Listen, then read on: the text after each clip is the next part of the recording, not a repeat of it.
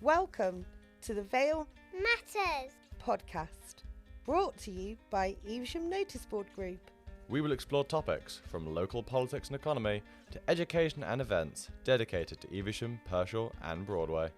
We will also feature stories from everyday people to learn about their experiences and get a better understanding of how our community is changing. So join us. Let's talk about the things that matter in the Vale. Hello, and we're very pleased to sit here today for our 10th podcast covering the things that matter in the Vale of Evesham. We've got two very chilled out, relaxed pub landlords here, and I've got two pub landlords, and I should have a packet of crisps really, or something, shouldn't I? Where's my crisps? Where's my pint? I'm with two landlords, but anyway, the Vale of Evesham is home to many public houses. In fact, it's home to so many that you can do a pub crawl from within the town centre, and now you can even get the Friday night bus to some of the village pubs too. Evesham, in the centre alone, has over 13 pubs. There's probably some are missing off there, and I'm sure I'll get a message about that if I have, but that's not including all the cafes and the restaurants that serve alcohol too. But this industry has faced so many challenges, and that's within our town and our community as well. So being a pub landlord is no easy business to run. Like many others, they've got ever-increasing energy costs, wages, taxes. It's an absolute miracle that in our town in Evesham and the villages, we have so many pubs to visit. But I feel that's what's saving our high streets at the moment. That's what's keeping our villages strong. And I think that may be happening in other areas, but I just feel it's quite strong in Evesham and the villages. It's home to some beautiful pubs, from traditional ye old bars to pubs to burger bars with cocktails now. But it's not to be underestimated. These landlords are not just pulling pints, forgive the cheese, but they are thinking outside the box, creating vibes and events and pulling pints. Creating a culture that's making the Vale of Evesham a place to come and visit and have a pint, enjoy a pint and a nice meal. So it's with great pride that I introduce two well-known pub landlords who, let's say, have been making things happen round here. So I've got the red line blazer-wearing man, Tom Doggett. I thought I ought to dress up for the radio. Yeah. And I've got the fleece Nigel, the legendary beardy Nigel Smith. One of the famous Nigels. He's brought that name back, I think. Yeah. So some quick fire rounds, and listeners, you might have to forgive me. I've had a technical issue, and it just happens, doesn't it? It's just part of life. So we've got one microphone, and we're going to speak between the two of them. We're going to be sharing that. So the quick fire round is most famous person in your pub, Tom. I'm trying to think who that could be. We've got we have got someone who played for the specials actually back in the day. He's a regular who comes in, I wouldn't say we've got any major celebrities on a regular basis, but we did ban Jeremy Clarkson, so maybe that. It's a very good decision. I'll go with that then. I banned Nigel Farage. That should have been a question. Who have you barred? Most famous person you've barred. Yeah, I'll go with that. So I think, Nigel, you might top trump some of those. Yeah, top trumps. Yeah, Taylor Swift. Taylor Swift, round here in Not Evesham. once, but twice, or maybe 3 times. Actually. Was she coming in for the pints? She was seeing a chap from in the Cotswolds. Yeah. Obviously, she isn't anymore. So. Oh, sorry about that, Taylor. Yeah. Missing out. Yeah, we'll tag her. Don't worry. We'll let her know. Yeah, exactly. Hopefully, she'll still come back. And, and enjoy a cosy pint with her what does she drink? Playing. Do you know what? I don't know because I wasn't there. On both occasions, I wasn't there. Maybe that's why she hasn't come back. Yeah, maybe that's what she was waiting to meet the famous. That famous Nigel. She was waiting to meet. Yeah, right. So, ale or beer? Ale. Ale, wow. Gin or whiskey? Whiskey. We're very different. We're both the same. Okay, now this is going to test you. A bit closer to the mics, guys, sorry. Pick an instrument. Guitar for me. Harmonica. Harmonica. Yeah. Oh, we should have asked you to bring your Could have done instruments something, today. couldn't we, Yeah, it actually? depends how many listeners you want. Yeah. How many We'll do listeners I that. want? If you have us back, we'll do something for that. Yeah, we'll do a musical interlude. Yeah, We'll have to do that. We should do Yeah. it, shouldn't we? We'll have to bring beer for that one. Yeah, We we definitely will. need beer. Ale and We should have whiskey, had beer for yeah. this one, but I'll forgive you. So, ghosts in pubs, do you have them and do you believe in them? Allegedly, but I'm not sure how convinced I am. But yeah, we have a few pints slide off tables randomly and knockings in the cellar. So Really? Yeah. Ooh. Nigel's. I'm a definite believer. Yeah. Yeah, there's a because both your pubs are quite old, aren't they? They're in old buildings. Yeah, so, yeah. What's your favourite vegetable? This is a test of I think I know what we're locality. both going to say. Asparagus. Asparagus. Yeah. Nigel's got to say. Butternut squash. You have a festival for that. Yeah. Butternut Squash Festival. Yeah. So what if you had to pick an age? What's been your favourite age to be so far? Wow. This one for me, 40s. Yeah. 40s, yeah. Yeah, definitely. Yeah, make the most of it. Yeah, 40s it's is really good. Actually. Yeah. I just like waking up in the morning. That's the best plan. I love that answer. So if you could give a local community group or cause a mention today, a shout out, have you got somebody, a charity or a community group that you feel, you want to say, good on you guys, good work? I think partly because it's very recent, but the anti-litter Evesham have been doing amazing work around town, and it's a difference that helps everyone as well. Whereas I think there's a lot of niche groups that help smaller or bigger numbers of people, but I think anti-litter Evesham have a positive impact on every single person who walks through the town, visits, whether they're local or tourist. Yeah, no, that's a great cause. I'd go with Bretforton Silver Band. Lovely. Yeah. They're the last remaining village silver band in Worcestershire. Yeah. And Wow. they're going from strength to strength. And I'm proud to be involved with the band in a minor capacity. I don't play. Not harmonica. No, they don't allow harmonica. Strangely, they don't allow harmonica in the silver band. But yeah, Brett Band, definitely. That's lovely. So it's Evesham Anti-Litter group and Bretforton Silver Band. Yeah. Lovely. That's great, guys. Right, so we're going to be introducing, for some that you don't know, Tom from the Red Lion, which is located in the Market Square in Evesham. It's like our little hidden gem in the corner, but it's maybe not so hidden because normally you can hear music and a vibe coming out of it. So you can hear singing folk music or piano playing or something going on. And it's also very deceptive in space, I think, when you look at it from the outside. It actually goes back and it goes into some cosy areas with a real fire. And it's a traditional pub. It's a proper pub. And it has a lovely atmosphere in there. And Tom has completely integrated the pub, not just as a place to enjoy local ales and nice gins, but to listen to live music and also welcoming. It's a welcoming pub for the community. I've witnessed that myself. It's like community central in Evesham Town Centre. Whether it's the Morris dancers who are loitering round outside, as we are famous for in this town. They do loiter, yeah. And or like we just mentioned, the anti-litter pickers, the groups are welcomed, and when they did their day on Sunday, they were welcomed with free drinks. It's not just a pub in our town, it's a place to go for many locals.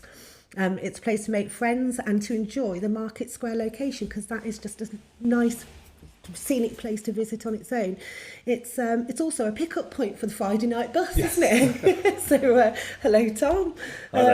Thanks for joining us today. And when did you take over the Red Lion? So I took over August 2022, so 18 months ago. Wow. Oh, right. Okay.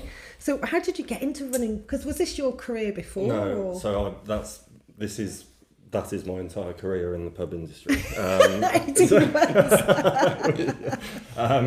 He's a baby, isn't he, Nigel? I used to pop in more before COVID, but a bit after. I used to pop in and watch the music in the Red Lion. It was the sort of place I'd pop into when I was in town for a pint, and I used to play a little bit in the jam sessions there. And some point in May 2022. There was a sign on the door saying Gerald and Glenda are retiring and the pub's closing. Thanks for all the happy days. And we're all quite upset about it. And I'd spent 20 years working in web development, marketing, copywriting, that sort of thing, and completely sitting different in my industry. living room. Yeah, absolutely. And I was bored out of my mind, and I probably spent more time in the Fleece actually than I did working. Yeah, so I thought, well, maybe if you're going to spend all your time in a pub, you might as well run one. So and Gerald and Glenda were very sort of generous with helping me get into it and take over. I signed a 3-year lease with a very, what felt like a very calming 1-year break clause that came around in about 30 seconds. Yeah. And I've just signed a 7-year lease to stay there for a bit longer now. Well, that's saying a lot then, doesn't it? Yeah. So, if you've just signed a 7-year lease. I mean, this is all Nigel's fault, isn't it? It takes me out of my 40s, actually. Yeah. So. Brilliant. So would you recommend it then? As a career? I think not to everyone. I think you need to have or in theory you should have a personality where you're able to get on with people. I'm not convinced it happens with a lot of pubs, but in theory you should have a personality. And I think you've just got to be someone who can never allow yourself to get bored. You can never sit on your laurels. You can never sort of just you'll never get to a point where you say, right, everything's done and now things can tick over. You've always got to be bringing new things in, changing things, improving things. And it's never ending. And even if you have ironically, the busier you are, we had a really busy weekend with the Morris Dancers and the Pagan Festival just gone, and my natural reaction in my previous life would have been, right, I had a busy week, let's have a couple of days off. Whereas you've now got twice as much beer to order, twice as much work to do in the cellar because you were busy. So it doesn't pay off all the time. No, absolutely. It causes more work in a way. It'd be a much easier job if we had 6 people in and sold half a barrel of beer a week, but it would be boring, wouldn't it? So your marketing background and to go into utilising that to what you do now, do you do that much? Or shameless marketing is what most of my customers describe it as, actually. But to be honest, I think without that background it'd have been a real struggle, because however good the pub is, you've got to get people in the door, and reputation does go a long way, but if people aren't talking about you or they don't read about you, then you cease to exist a little bit. Yeah, and it's what you're actually putting on in the pub that counts, isn't it? Absolutely. You can market it, but if you've got nothing to market, you have to back it up. There's no point saying we've got the best music or the best beer, and then people come in and there's a pint of vinegar and someone strumming away a load of rubbish in the corner. So you've got to. It works. It's a circle. You've got to do good marketing, but you've also got to actually back it up with a genuine product. So, and that's what you're doing as well. So, most challenging. What's the most challenging? Honestly, I'd say the most challenging thing has been turning up every day, and actually, whatever mood you're in, you've got to. Because again, before I did this, if I woke up in the morning and wasn't in the mood for work, I would work twice as hard the next day and have a day off or something like that. But it's knowing that if the pub opens at 12 o'clock and you have to open the door at 12 o'clock, you have to be there and you have to do it. And if you can't decide on a Monday, I'm not in the mood to do the orders today, because they get delivered on a Tuesday, and it's so it's that consistency that I never is so thought of that. Yeah. I never thought of that. I suppose that's true, isn't it, Nigel? That if you've had a bad day or something that's going on in your life, it's a bit like last time we did a podcast with the beauticians, and it doesn't matter what's going on in their life, they've got to turn up and smile for the customers, and they've got to be that listening ear. Is that how you guys feel? Yeah, I mean, there's a lot more to it than just sort of serving drinks and putting on events. You're an important ear to people as well. There's a lot of people who come in who just want to talk. I mean, some people are naturally sociable and want to be out and about. Other people, it might be their sort of pint and a chat on a Tuesday afternoon. It might be the only time they chat to someone that day, that sort of thing. And we'll get sweet. people. Obviously, won't go into details, but we'll get people venting about quite personal things, and Yeah. they'll have private conversations with you, and sometimes they'll have less private conversations that maybe should be private. But yeah, it's very much a, I don't know, counselling, social work is almost the word for it, I think, isn't it? You've got a responsibility to your absolutely. customers as well, haven't you? To I mean, you're called a host for a reason. You know, you're there hosting people, looking after them, making them feel at ease, making them feel better when they leave than when they walk in. You know, that's fun. Yeah, if people feel better when they go, then yeah. And you are on stage all the time. You're on stage. So. Yeah, and it's not something I thought about. Yeah. You know, that's what you guys have to go through as well. There's that element to it. I've seen it in the pubs as well. You know, you're going in, there's someone that's coming in, and that's maybe the only person I've spoken to all day. Absolutely. Is the bar team, or you know, the other people in the pub as well. So, what's the future for the Red Lion? Increasingly positive. I've signed the 7-year lease to stay on renting it. The building's been six marketplaces being put up for sale. And we're setting up a community group to raise funds to buy it at the moment, hopefully with some government grants as well. And what that'll mean is that because I rent the space basically for the pub, and what that'll mean is that it stops a developer coming in and buying it, or it stops a brewery coming in and buying it, because I'm a free house at the moment, so I've got a lot of control and flexibility. Yeah. And it puts the building in the hands of the community forever. So if and when I was going to say if I have a midlife crisis, but I've had one of those anyway, that's why I'm here now. Yeah, so you got more to come. When I have my next midlife crisis. I've had 2 or 3. When that happens, or when I eventually retire, or whatever happens, the customers and the community will have a say in what happens next, who takes the pub on.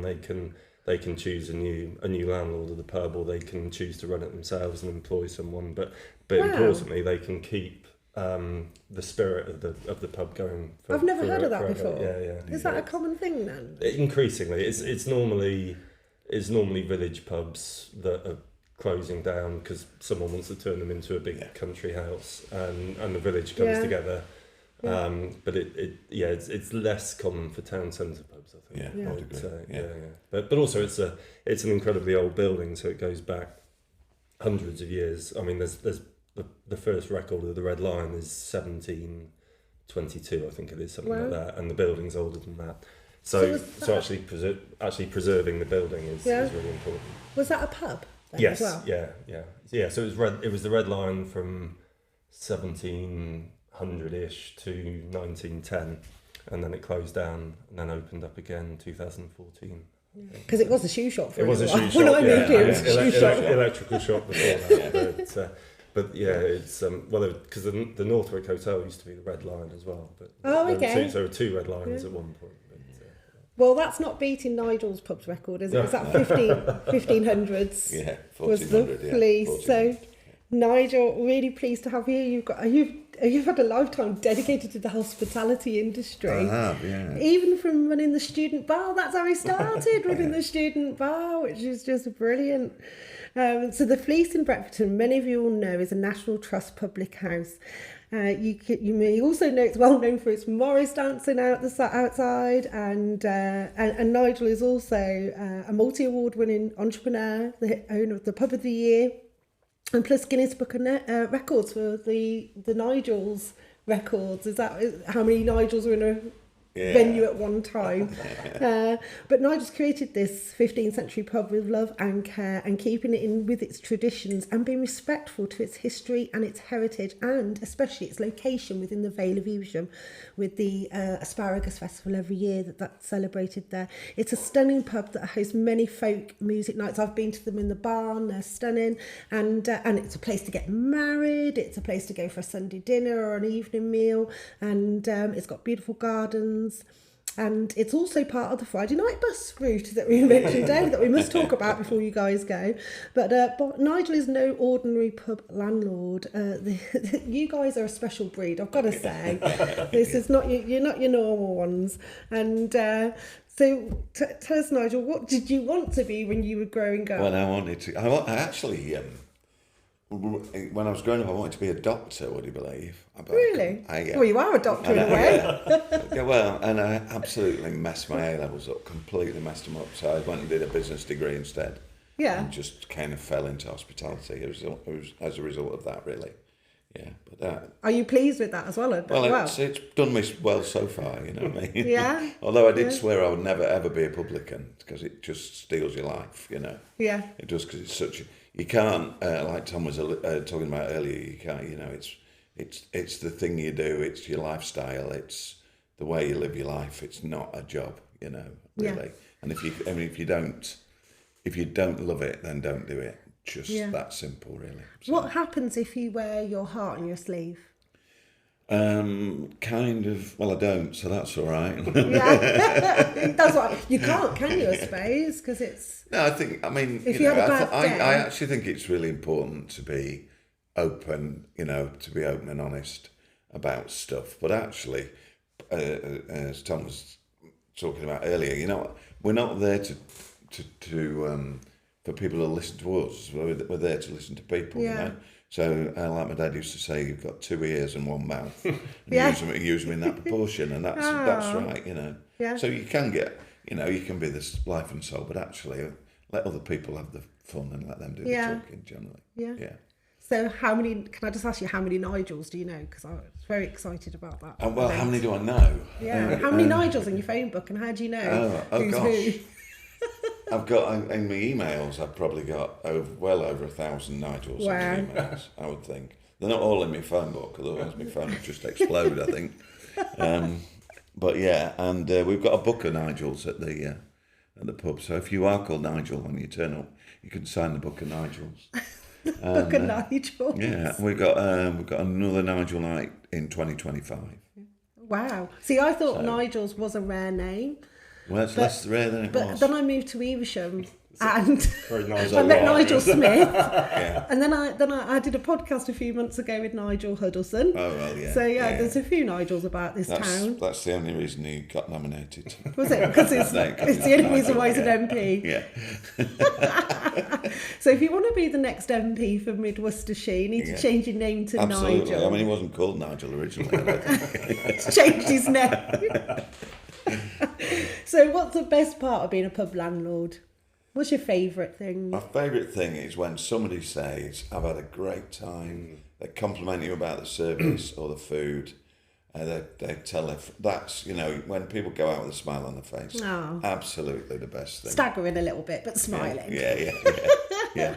Dancing. And I also like, because the kind of people who come to the Fleece we've got a lot of locals, which is brilliant, but also we get lots of people from all over the world as well. So that makes life interesting when you get talking to them and learn a little bit about their lives. So we do breakfasts, and we've got a couple of rooms and we do breakfasts. And so generally I have a chat with the room guests and learn a bit about them. Lovely. That's always interesting, yeah. And isn't it crazy how we, you know, you hear that we have travellers from all around the world that come and visit the Fleece in Bretforton, and then we've got locals that maybe some of them haven't been there yet, or they've moved here and they've lived here for a few years and they still haven't been there, you know.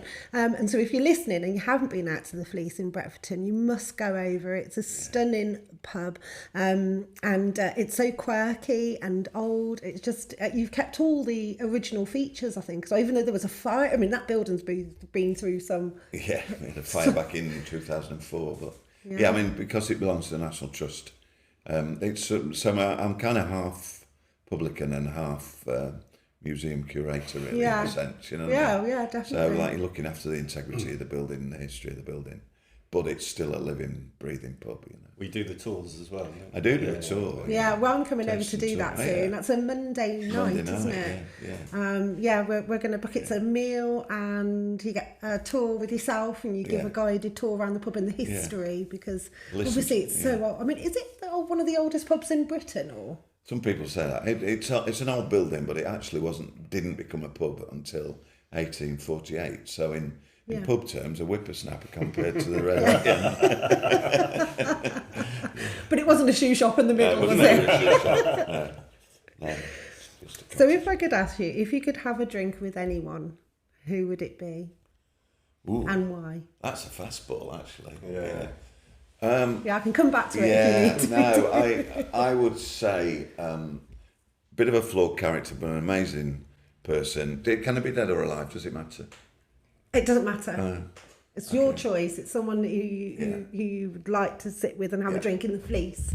Winston Churchill. There you go. There you go. Wow. Yeah, definitely. Yeah. I mean, I'm just listening to his biography at the moment, and he was a flawed man, but at the same time, he's amazing leadership skills and just the right man for the time. You know what I mean? Yeah. And an amazing orator, funny. Yeah. Acerbic. Yeah, great. I think he'd enjoy the Fleece as well, wouldn't he? As long as he could smoke a cigar in there. Yeah, I've had round by the fire. Could you see that? Yeah, he might not like the no smoking. No, he might not, but we probably not. Sorry, Winston. Yeah. So, I have had a drink with Robert Plant actually. From wow. Chaplin, yeah. Sorry, you just dropped something. Yeah. Oh yeah. That's it. Oh wow. I should think of some other name. Drew Barrymore was another one as well. Drew Barrymore's been to the pub as well. So did Robert Plant come to the pub then? He came to the pub with his girlfriend, to watch a gig actually. Oh wow. Yeah. Yeah, he was lovely. He called me Maester, which is because he's a black country man, isn't he? Yeah. Maester, yeah. And, brilliant. Yeah, there you go. Excellent. I'll stop now. He's met a lot of famous people along the way, haven't you? Bless. Yeah. So we're going to have to apologise to Gus if he's listening. I know Nigel would have said you to have a pint with you, but he does it all the time, I'm sure. So our famous I saw him this asparagus. morning, actually, yeah. Packed him off to country tastic. Well, he's just about to get working again for our asparagus festivals. He's been about all done nothing since last year. He's been pimped out, isn't he, poor Gus? So that's a giant man, and for those who don't know who we're talking about, who's the giant asparagus mascot of our town. So you've got, what would you prefer, student customers from your student bar days or Morris dancers as customers? Which are your favourite customers? Morris dancers. Morris dancers. Do they drink? They can afford more. They can afford more. The happy people who drink a lot. Yeah. What is it with Evesham and Morris dancers? It's just a thing. It's become such a great place for Morris since. So the Vale of Evesham National Morris Weekend, which is coming up in June 20th. Yeah. Every year that is. There are over 500 Morris dancers come to that. Stay on Crown Meadow, do the tours roundabout, and come to the Fleece, but they spend a lot of time in yours, don't they? And then we dance in the marketplace. Yeah. All day dance in the marketplace. So it's kind of grown over a period of time. Yeah. Well, it really fits in with our town, doesn't it? It and with everything that, Absolutely. And that's what you do as well. You're a Morris dancer with which group? Pebworth, yeah. Pebworth Morris, yeah. So, yeah. I knew I always wanted to do it, but then I didn't have any choice when I got to the Fleece because they were already there. So as Tom, and once you're in, you can't get out. Well, we might get him in yet. Yeah, I danced once. Oh, you are, my 1 year anniversary last year. I got roped in. You got roped, Yeah. When you say dance, do you mean Morris dancing or just dancing? No, genuinely, Morris dance.